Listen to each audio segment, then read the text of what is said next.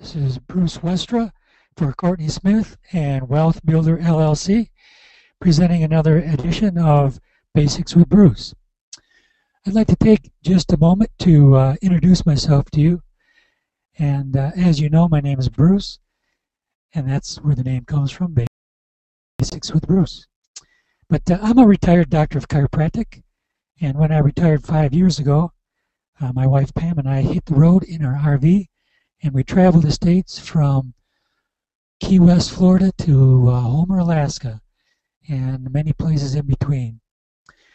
And it was a lot of fun, and at the same time that we were traveling, I took up trading. And just like many of you, I paid my dues to learn trading and found that trading is not as easy as I thought it was going to be. I had my share of lumps and bumps, and in June of 2011, I saw a video of Courtney at a Peak Potentials MMI event, and I was eager to meet him in person and really learn how to trade.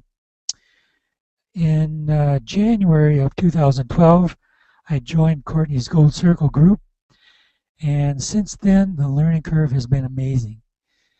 I started working for him in April of 2012.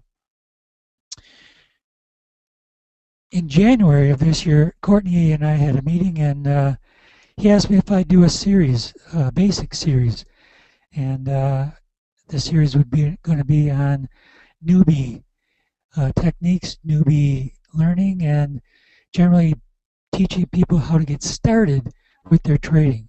Because we found that there are a lot of students that we had that would take the seminars but never actually get started trading. And we thought that that was a shame, and this is one of our strategies to fix that problem.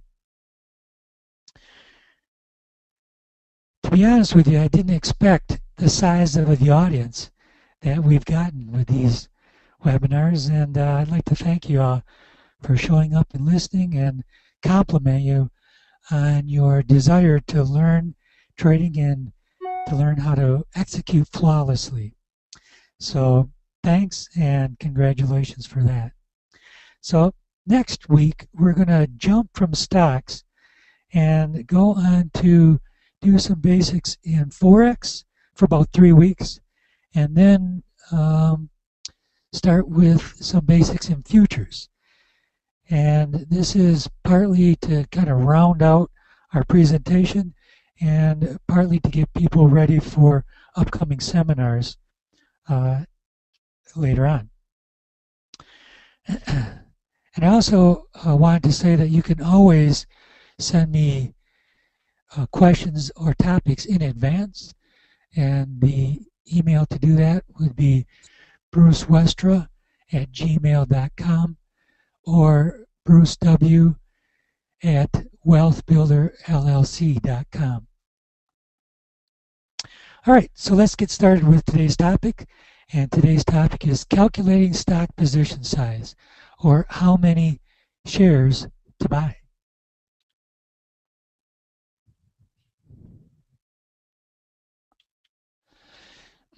Why do we need this? In other words, why do we need to know how many shares to buy? Well, risk management or asset allocation is the second most important part of trading. The first most important thing is trader psychology, and that's keeping our trader mentality or our trader frame of mind correct and ongoing in a good reference. And the third most important thing is actually the trading techniques. What technique are we going to use to actually carry off the trade? So, but again, you could ask, why do we need this? I mean, 100 shares is 100 shares, right? Well, when you think about it, 100 shares of a $20 stock is not quite the same as 100 shares of a $400 stock. And why is that? Because when you buy the shares, you use your account equity, and that puts what you the percentage of your account equity that you use, it puts that amount at risk. In other words, if the trade goes against you, you lose the money.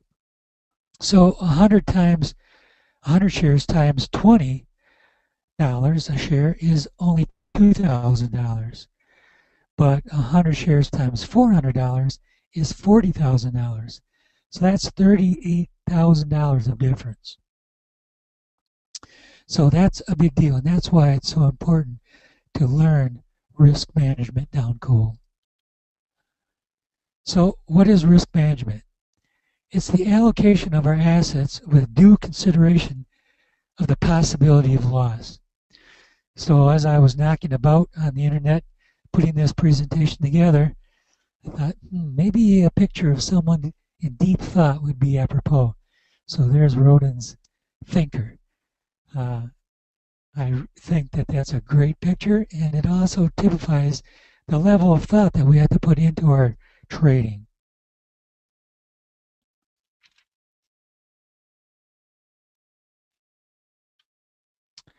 So how do we control risk? Well, there's a number of ways to do that. We can take the best trades, and we can have the correct position size, and we always execute flawlessly when we follow the rules. So we want to take the best trades, we want to have the correct position size, and we want to always follow the rules and execute flawlessly when we do that. And if we do these things, then we'll be happy traders. We'll see our account equity grow, and I don't know about you guys, but when I see my account equity go up, then I feel better about my trading. So how do we calculate position size?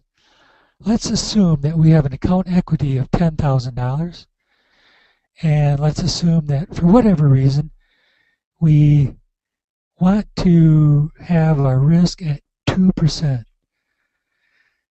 and we want to do a channel breakout trade, or a CB. So we have some formulas that we're going to be using. The first one is we need to calculate the risk per trade. In other words, how much can we risk from our account equity? So we multiply the account equity times the percent of risk that we're going to be using, and that will equal our risk per trade. So if we take our $10,000 account equity, we multiply it times 0.02 or 2%, that gives us $200 that's going to be at risk on this trade. Then we need to calculate the risk for the trade itself.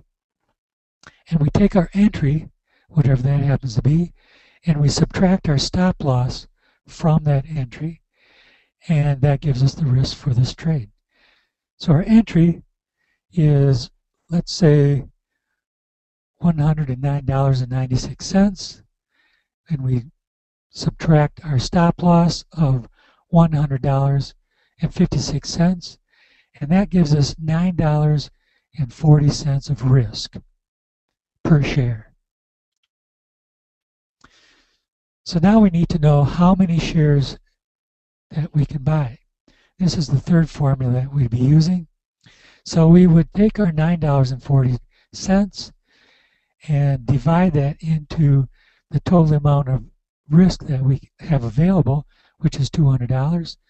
So $200 divided by $9.40 gives us 21.27 amount of shares. Of course, you can't buy a fractional share. And I always like to round down. In other words, if I get a decimal, no matter what it is, I tend to round down. So even if I got 21.75, I would round that down to 21. Some people, if they get 21.5 or higher, they round it up to the next higher, and they would round up to 22. So that's my presentation on calculating our position size in stocks. And I wanted to mention too that we are going to post this to the Freedom Trader Intensive website, and that you can review it at your leisure there. And I suggest that this is one thing that you really want to get down cold. When I was on the trading desk for Courtney, one of his questions to us every day was, what's the position? What's the position? So if Courtney is worried about what the position is during the course of his trading days, then I think we can emulate that and be worried about that ourselves. So you guys are writing in some questions. So Debbie says, we appreciate you being so basic. Thanks, Debbie. I think that a lot of people are interested in getting the basics, because when they get the basics as a foundation, then they can build from there. But if we don't have that foundation, it's very difficult to build and be successful.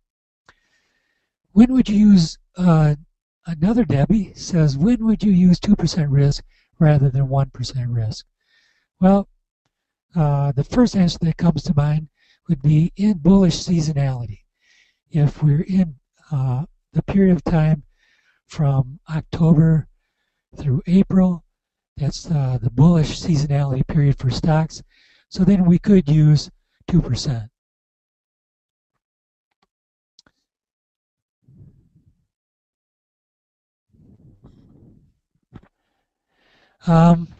Okay, that's all the questions I see at this time.